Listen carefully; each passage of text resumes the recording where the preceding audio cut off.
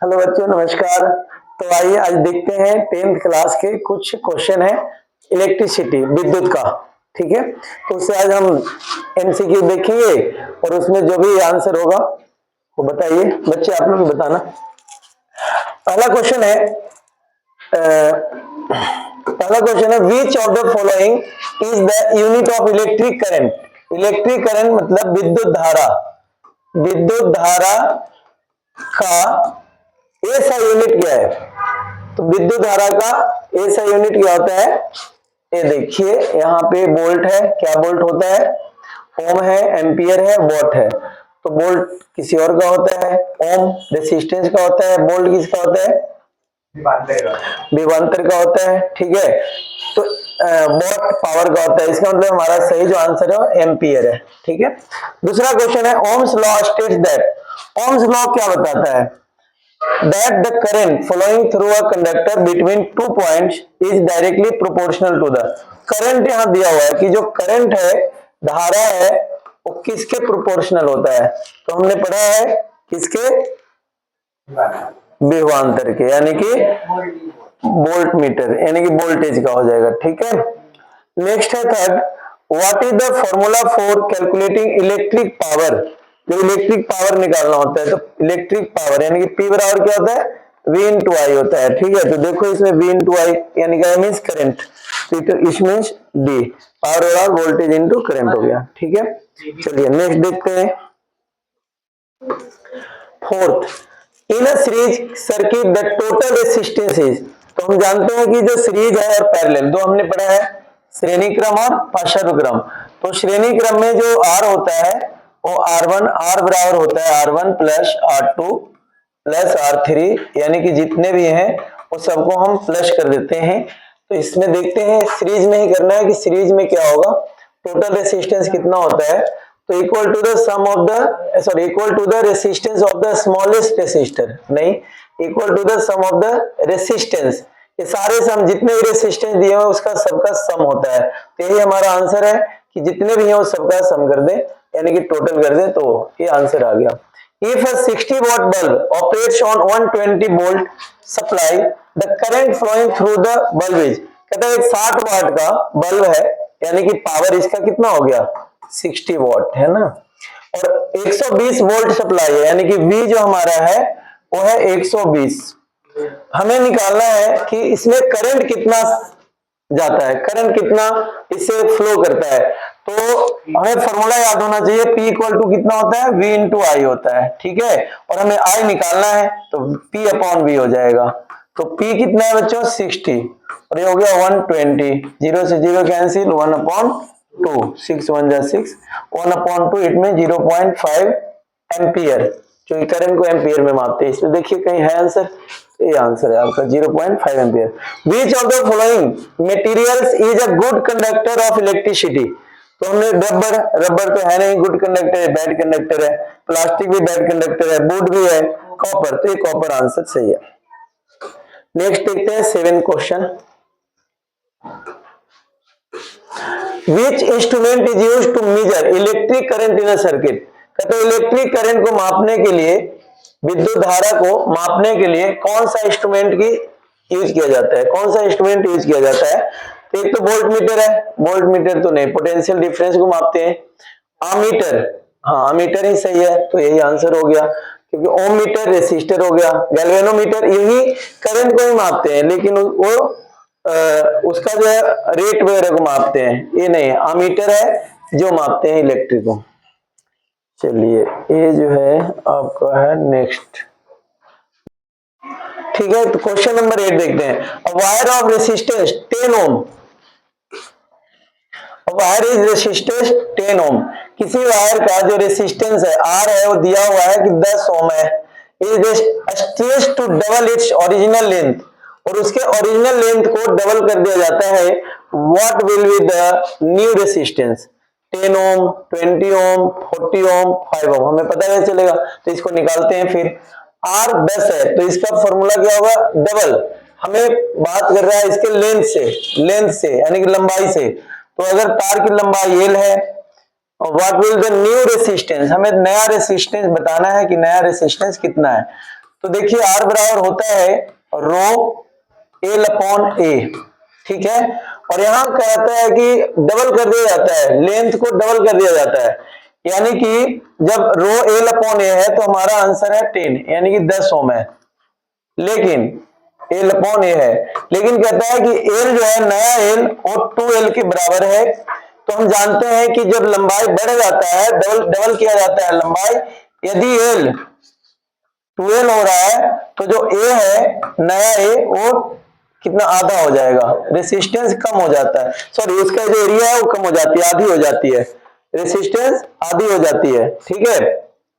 Resistance नहीं, इसका area, area यानी कि क्या कहते हैं इसको, अनुदैर्ध्य काट हिंदी में इसको कहते हैं, तो आधी हो जाती है।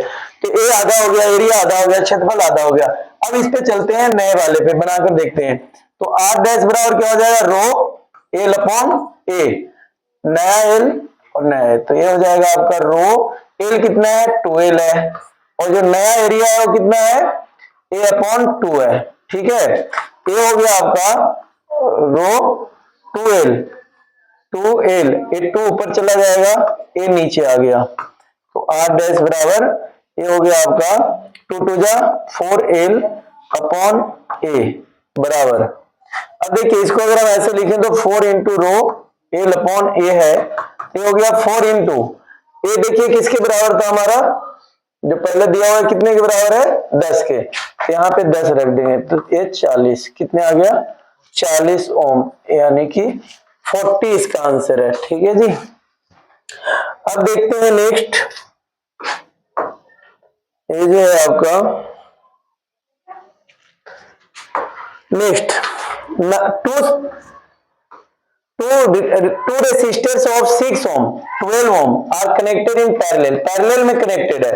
what is the equivalent resistance of the combination, तो जब पैरेलल में होता है, समांतर में होता है, तो हमें पता है कि इसका 1/r होता है ना जय, 1/r1 प्लस 1/r2 हो जाएगा, तो 1/6 प्लस 1/12 इक्वल टू, एलसीएम ले लेंगे इसका तो 12 भी आएगा एलसीएम, 6 से इसको डिवाइड करेंगे क्या आएगा 2, और 2 से 1 को मल्टीप्लाई कर रहे हैं, 12 से 12 1 तो 2 3/12, 3 1 जा 3, 3 4 जा 12, तो r इक्वल टू क्या आ गया हमारा 4।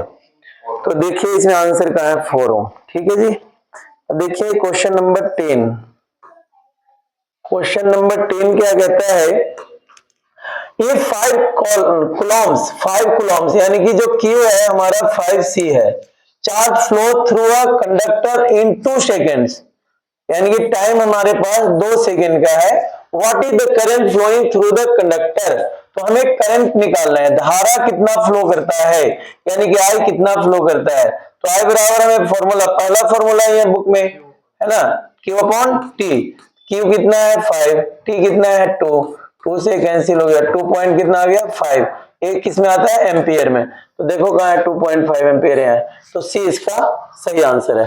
11 देखते हैं, 3 रेसिस्टर्स है, 2 ओम है, 3 ओम, 6 ओम आर कनेक्टेड इन सीरीज में कनेक्टेड है। What is the potential difference across the 3 ohm resistor if the total voltage is 11, total voltage कितना है 11 है, ठीक है।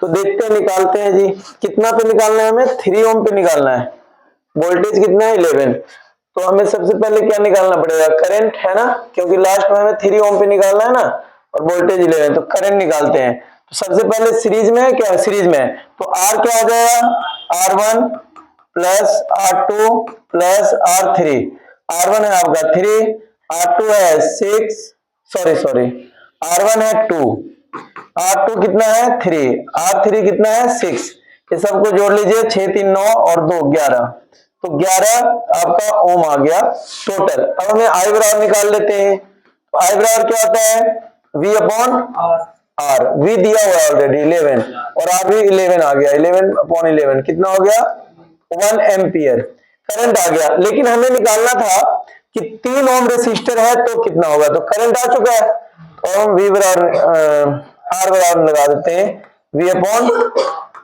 V कितना है बच्चों 11, V कितना है 11, और I कितना आ गया 1, सॉरी हमें क्या निकालना है पोटेंशियल डिफरेंस अक्रॉस 3 ओम। हमें पोटेंशियल डिफरेंस निकालना है। What is the potential difference, sorry ये नहीं निकालना है, एक मिनट, ये ना हमें पोटेंशियल डिफरेंस निकालना है, यानी कि V बराबर, तो V क्या होता है, IR होता है, I आ गया है 1 और R है 3 ओम, तो 3 से मल्टीप्लाई कर देंगे तो 3 वोल्ट आपका आंसर आएगा। ये है आपका आंसर। थोड़ा इसको प्रैक्टिस करना पड़ेगा आपको, तब आएगा। हमने आप लोगों को करवा रखा है सारा, ठीक है। देखिए, the resistance of 10 metre long wire तार है 10 मीटर, यानी कि लंबाई कितनी है, 10 मीटर है, और इसका जो रेसिस्टेंस है R वो 5 ओम है। What will be the resistance of 20 metre long wire. तो अगर ये वायर 20 मीटर हो जाए तो कितना होगा, the same material and thickness, तो इसका क्या आएगा, कितना निकालना, क्या है, द रेसिस्टेंस ऑफ इतना, व्हाट विल द रेसिस्टेंस ही निकालना है कि अगर 20 मीटर इसका रेसिस्टेंस हो जाए, 20 मीटर तार लंबी हो जाए तो रेसिस्टेंस कितना होगा। तो निकालते हैं जी, कितना होगा बताओ। देखो बच्चों 10 होगा, कौन बोल रहा है 10 होगा, देखते हैं निकाल कर। तो the resistance of a 10 metre long wire R है, R बराबर क्या होता है, रो L अपॉन A, ठीक है बच्चों। देखो इसमें दिया हुआ है कि wire metre long wire of the same material and thickness, वही रहेगा, सेम मटेरियल रहेगा, थिकनेस भी वही रहेगा। जैसे हमने पहले वाले क्वेश्चन में किया था ना कि उसका लंबाई अगर बढ़ा तो एरिया कम हो गया, उतना उतना गुना कम हो गया जितना, लेकिन इसमें क्या है कि वही सेम रखना है। तो R है आपका 10 मीटर, सॉरी 5 ओम है ना जी, सॉरी R है जो है 5 ओम बराबर, जो रो है वही रहेगा, एल कितना है 10 मीटर है, ठीक है। तो P अपॉन ए अगर करते हैं तो P अपॉन ए बराबर हो जाएगा 10, इधर आ जाएगा 5 अपॉन 10 हो जाएगा, यानी कि 1 अपॉन 2 हो गया। अब कहता है कि जो एल है 20 मीटर हो जाता है, एल कितना हो जाता है 20 मीटर, तो फिर से हमें आर निकालना है कि आर क्या होगा, तो आर हो गया P अपॉन ए इंटू एल, ठीक है। एल कितना हो जाता है भैया 20 मीटर हो जाता है, तो आर बराबर P अपॉन ए इंटू एल, एल कितना है 20 मीटर, और हमारा P अपॉन ए आया हुआ है कितना 1 अपॉन 2, ये हो जाएगा 20, 2 से कट गया कितना 10, तो 10 ओम इसका आंसर आ गया, ठीक है जी, ठीक है जय। चलिए अगला है, नेक्स्ट क्वेश्चन है, a battery of 12 volt is connected to a resistance of 4 ohm, यानी कि V हमारा 12 है, 12 है, B कितना है 12 वोल्ट है, आपका 4 ओम रेसिस्टेंस यानी कि R है वो 4 ओम है। What is the current flowing through the resistor, current, तो करंट का तो नॉर्मली फॉर्मूला क्या होता है हमारा, I बराबर V अपॉन R, तो I निकालना है, V कितना है 12, R कितना है 4, कितना आ गया 3 एम्पियर, कहीं है आंसर, ठीक है जी, ये लीजिए 3 एम्पियर आंसर है। आगे कहता है क्वेश्चन देखो बाबू, what is the effect of increasing the cross sectional area of a conductor on its resistance, what is the effect,